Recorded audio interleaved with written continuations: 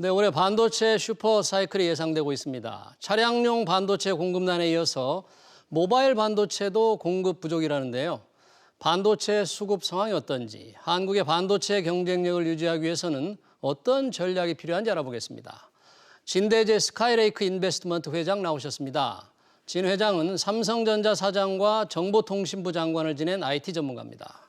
회장님 어서 오십시오. 반갑습니다. 네, 안녕하세요. 스카이레이크 인베스트먼트 하니까 스카이레이크가 저게 천지, 백두산 천지입니까? 아, 그렇습니다. 예. 제가 2006년에요. 예. 백두산 천지에 갔다 와서 어. 회사를 설립을 할 때 천지라 그러면 발음하기 어려우니까 그 스카이레이크로 영어로 번역을 해갖고 이름을 붙였습니다. 그래요. 우선 뭐 저희가 이제 오늘 반도체 슈퍼 사이클을 얘기하기 앞서서 아무래도 이 사모펀드지 않습니까? 예. 전체적으로 어떤 부분에 주로 투자를 하고 있는 회사입니까 지금? 저는 그 첨단 산업 그런 중소기업에 투자하는데요. 예. 소위 말해 소부장, 소재, 부품, 장비 네. 그런 쪽에 회사에다가 투자를 하고 인수를 해갖고요. 예. 키워서 이제 육성하고 또 그래서 나중에 크지면은 팔아서 이걸 내면 우리 저한테 투자해 주신 연기금에 예. 이제 다시 아, 상환을 하고 그렇군요. 그렇습니다. 그러면 사모펀드 운영사의 회장으로서 예. 지금 전체 글로벌 자본시장을 종합적으로 어떻게 평가를 하고 계세요? 지금은 보면 산업하고 이게 금융이 좀 이렇게 좀 디카플링이 돼 있다 그러죠. 네. 산업은 그렇게 막 육성이 안 되고 그러는데도 네. 워낙에 요즘 뭐 보조금 이런 지원금 많이 풀어갖고 유동성이 풍부해서 예. 주식 시장은 뭐 상당히 화랑이고 그렇습니다. 네. 그렇지만 작년에 이제 그 팬데믹 때문에 예. 전 세계가 경제 성장이 안 됐거든요. 네. 뭐 아시는 것처럼 마이너스 4.4% 역성장이었습니다. 전 세계가. 네네. 또 올해는 그 반대로 5% 이상 성장하거든요. 그러니까 뭐 엎치락뒤치락하고 정신이 없고요. 네. 미국이 작년에 마이너스 3.5가 올해는 6 내지 7% 성장한다 그러니까 그 거대 미국의 경제가 뭐 6% 성장하면 예. 과열이거든요. 우리나라도 작년에는 마이너스 예. 1%다가 네. 올해는 뭐 3.2% 예. 좋죠. 근데 중국도 그래도 플러스였는데 한 2% 성장하다 올해는 6%. 전 세계가 아주 화량이 되고 있습니다. 그러니까 이제 작년에 워낙에 경제가 나빴으니까 원래 예. 이제 반등하고 있는 거로 예. 보여지기도 합니다. 네. 그러다 보니까 말씀하신 대로 경제가 지금 이제 작년에 어떤 베이스가 낮은 뭐 기저 효과를 좀 더 보고 있는 것 같은데 예. 저희가 지금 관심을 갖고 있는 반도체 슈퍼 사이클이다 뭐 이런 얘기가 있는데 네.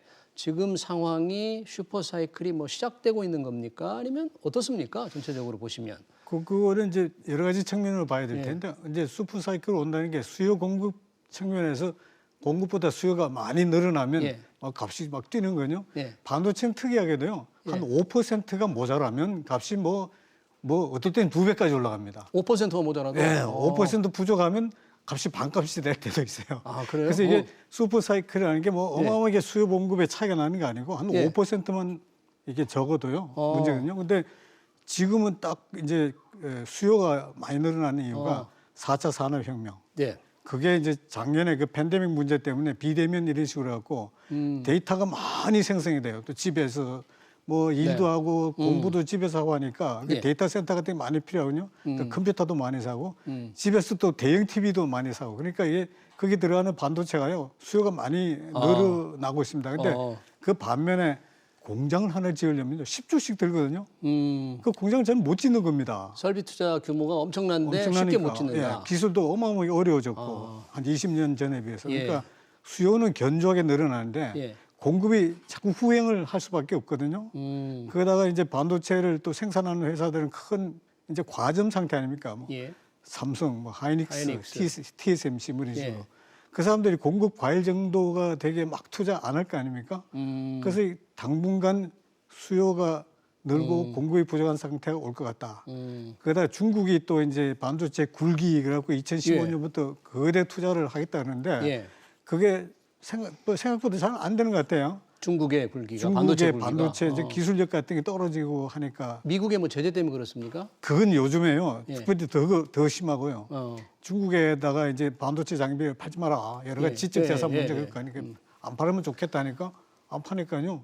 중국에서 반도체 투자했으면 따라 올라가니까 주춤주춤하고 오히려 더 뭐 이제 뭐 잘 안 되는 것 같아요. 아, 그래요? 그래서 그게 여러 가지가 섞여가지고 뭐 반도체 슈퍼 사이클이라고 말하는 것까지는 뭐 못하더라도 공급이 막 남아가지고 값이 떨어지고 하는 그런 예. 상황은 상당한 오랜 기간 동안 안 올 것 같다 이런 생각이 듭니다. 그러니까 슈퍼 사이클이라고 할 수는 없지만 공급이 여유 있는 상황은 오지 않을 것이다. 맞습니다. 예. 수요는 지속적으로 늘어나는 수요는 지속적으로 늘어나고. 예. 회장님은 이제 삼성전자에 계실 때 뭐 반도체 총괄도 하시고 디지털 미디어 총괄도 하시고 다 경험을 하셨잖아요. 예.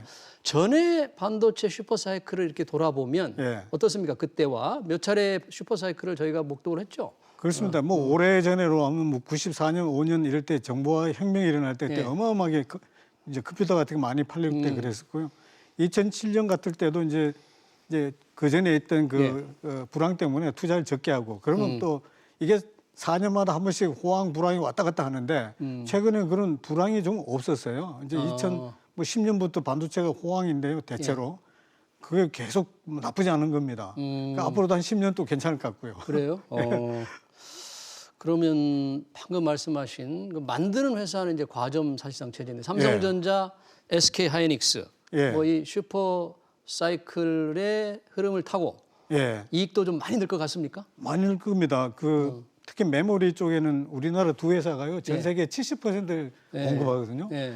그러니까 뭐 이제 한국의 반도체 회사가 재채기라면 딴 데 몸살 날 정도로 이렇게 예. 됐는데 뭐 한국에서 이제 투자를 많이 못하는 게 이제 장비 같은 게 또 생산이 돼야 되지 않습니까? 그러니까 반도체 생산은 가장 중요한 기계가 이제 스캐너라는 게 그 한 대 4천만 달러거든요. 400억이 넘습니다. 기계 설비 한 대가. 예.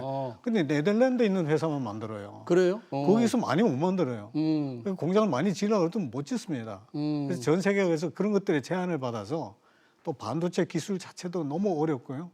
그래서 이제 뭐 삼성의 반도체 하이닉스 마찬가지로 중국이나 이런 데 이제 그 초격차를 유지를 하면 그렇게 어려움은 안 겪을 것 같고요. 이익 많이 나겠죠.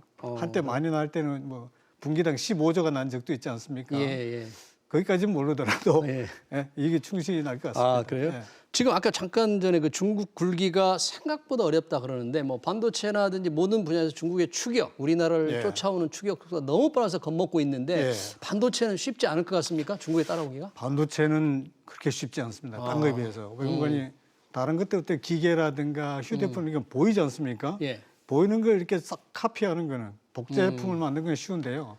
반도체 안 보이지 않습니까? 네. 그거 한 번 만드는데 뭐 2달씩 걸리고 조금만 삐끗하면 안 되고 자동차 반도체 같은 건 특히 약간 품질 문제가 있으면 큰일 나지 않습니까? 사고 나면 사람도 다치고 하니까 그런 건 또 규격 사양 또 이 통과되는데 오래 걸리고요. 예. 그래서 반도체 쪽에 또 이제 기술력도 떨어지는데 뭐 한국 반도체 기술자들 많이 뺏어가려고 막 그랬는데 월급도 많이 주고 뺏어가는. 근데 그 약속이 좀 잘 안 지켜지는 부분도 있거든요. 갈라 해서도 주춤주춤하고 많이 가 있긴 한데요. 예. 이제 삼성전자, 하이닉스도 자기 인력 보호 열심히 하고 전에 그때 한 명 데리고 가면 기술이 다 가기도 했는데 이제 그런 거에 대해서 또 이제 스스로 보호 능력이 생겨갖고 뭐 한두 사람 가갖고는 전모를 파악하지 못할 정도로 또 이렇게 보안도 잘하고 그래서 옛날 같지는 않습니다. 네. 그러니까 생각보다 중국의 반도체 굴기는 쉽지 않은데 거꾸로 우리나라가 지금 대만의 TSMC 그러니까 파운드리 세계 1위잖아요. 위탁 생산하는 거. 여기를 지금 쫓아가기 위해서 엄청나게 우리도 시설 투자를 한다는데 TSMC는 더 빨리 갈 것 같아요. 우리와 TSMC의 격차는 어느 정도이고 우리가 쫓아갈 수 있는 겁니까? 어떻습니까? 우선 그 TSMC하고 우리나라 반도체 특히 삼성전자하고 이렇게 좀 비교를 해드리면 아주 성격이 다른 회사예요.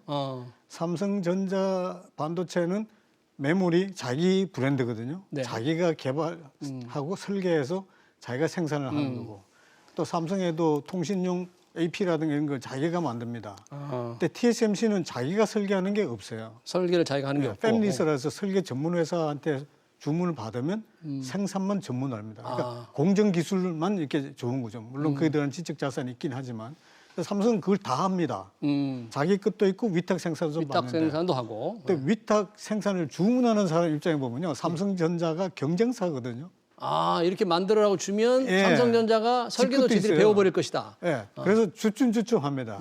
성격이 다른 겁니다. TSMC에는 예를 들면은 퀄컴이라든가 또 엔비디아 같은 데서 그래픽 칩 같은 거 그냥 자연스럽게 거기밖에 없으니까 주는데요. 삼성이 주면 이게 쟤들이 다 기술을 그러니까 삼성으로 봐서는 좀 입장이 다르죠. 근데 그 반도체 규모나 이런 거 봐서는 TSMC보다 이제 훨씬 크죠, 삼성전자가. 맘만 먹으면 뭐 TSMC 같이 다 더 크게 할 수 있는데 예. 그런 이제 시장의 구조적이기 때문에 좀 일부러 안 할 수도 있습니다. 그래요? 근데 얼마 전에 뭐 삼성이 세계 파운드리 업체 뭐 1위가 되겠다, 투자를 엄청 하겠다, 뭐 이런 선. 반도체 전체로는 1등 되고 싶어 하고요. 아. 위탁 생산 그 파운드리 분야까지 1등이 하는 거는 아마 손님들 때문에 고객들하고 경쟁하는 입장이 발생하는 거는 안 해야 될 일이거든요. 상도 이상. 그래서 아마 그 약간의 주춤주춤 하는 점도 있고요. 그런 겁니까? TSMC 이기는 것까지 별로 바람직스럽지 않아요. 그 자체를 이기는 것 자체가 전 세계로 봤어도 뭐 그렇게 바람직스럽지 않습니다. 그래요? 예. 그래서 뭐 TSMC 따라하고 예. 공정 기술이나 더 좋고 그러면 퀄컴이나 인텔 같은 데서도 삼성이 할 수 없이 이제 위탁 생산하러 오거든요. 파운드리 하러. 그러면 어서 오십시오 그러고요. 예. TSMC를 끝끝이 이기자. 뭐 그러지 않는 게 더 좋을 수도 있습니다. 아, 그래요? 이게 제 생각이지만. 네네네. 지금 그 차량용 반도체가 부족해서 자동차 회사들이 생산 공장을 네. 멈춰야 될 정도라는데 이거는 지금 상태가 상황이 이제 심각합니까? 그 원인을 좀 분석을 해봐야 되는데 네. 일단 이제 수요 공급이 그것도 어긋나서 그렇거든요. 그러니까 자동차 생산이 1년에 한 9,500만 대 정도 해서 팔립니다. 전 세계적으로. 근데 작년에 7,500만 대, 뭐 2,000만 대 적게 줄었으니까. 팔렸어요. 예. 그럼 어떻게 해요? 자동차 회사가 야 이거 예. 2021년에 덜 안 팔리면 재고 남잖아요. 그러니까 예측을 적게 했습니다. 한 8,200만 대 정도 팔리겠지. 팔 것이다. 그럼 거기에 들어가는 반도체 수주를 적게 쓸 거 아닙니까? 예. 근데 반도체 회사는 공장 놀리지 못하니까 그거를 요즘 뭐 4차 산업혁명 때문에 컴퓨터 뭐 이런 거 뭐 사물 인터넷 이런 용의 센서 같은 게 많이 필요하니까 그걸 생산을 돌려버렸거든요. 근데 갑자기 자동차가 많이 팔려요. 팔리니까. 그럼 반도체 더 달라 그러면 없는 거죠. 생산을 안 하니까. 이미 공정을 이쪽으로 돌렸으니까. 그러니까 자동차 수요 예측이 좀 잘못돼서 그 삐걱한 것도 있고요. 또 하나는 이제 우리가 말하는 휴대폰이나 컴퓨터에 들어가는 반도체하고 자동차용 반도체는 기술로 보면요. 공정 기술로 보면 20년쯤 차이 나는 걸 하고 있습니다. 그러니까 자동차 쪽의 반도체는 주로 8인치, 요 웨이퍼 구경이 8인치 좀 작거든요. 한 20, 30년 된 공장에서 주로 생산하고요.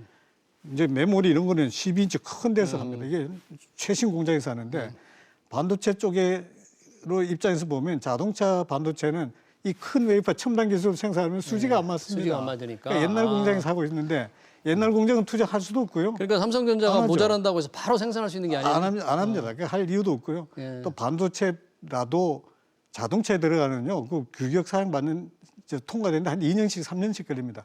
안 바꿉니다. 잘. 그래요? 그러니까 지금 하더라도 1, 2년 걸리거든요. 그러니까 지금 자동차 수요가 부족해. 자동차 그러니까 쪽에 판매 예측이 안 돼 갖고 필요한 게 수요 공급을 맞추면 한 단기적으로 한 6개월이면 좀 해소가 될 텐데 장기적으로 봐서는요. 한 2, 3년, 1, 2년 이렇게 완전히 자동차 쪽에 다 해소되려면 그런데 또 전기차 나오죠. 예. 자율주행차 나오죠. 그러면 자동차에 들어간 반도체가 10배쯤은 더 필요해요. 근데 자동차용 반도체는 반도체 전체의 한 10% 정도입니다. 네. 그래서 10%가 10% 부족하면 1%거든요. 네. 반도체 전체로 봐서는 1% 부족해요. 그러니까 대단한 게 아니라고요. 반도체 전체 반도체 입장으로. 전체로 보면. 근데 자동차 회사도 보면 뭐 한 아주 1달러짜리 때문에 2만 달러, 3만 달러 자동차 생산 못하니까 이제 답답하겠죠. 근데 그 수요 공급 예측이 잘못된 것 때문에 그렇고요. 네. 중장기적으로는 자동차 쪽에도 이제 자율주행차 이런 게 일어나서 고급 반도체가 필요해지면 이제 신규 공장에서도 자동차용 반도체를 생산하게 되면 그게 한 2, 3년은 걸릴 텐데요. 그럼 이제 수급이 또 안정적으로 되지 않을까 생각됩니다. 뭐 시간이 좀 없는데 마지막으로 예. 이재용 삼성전자 부회장 예. 수감 중인데 예. 이 공백이 삼성그룹의 삼성전자에 어떤 문제점을 가져올 것으로 걱정하십니까? 짧게 좀 부탁합니다.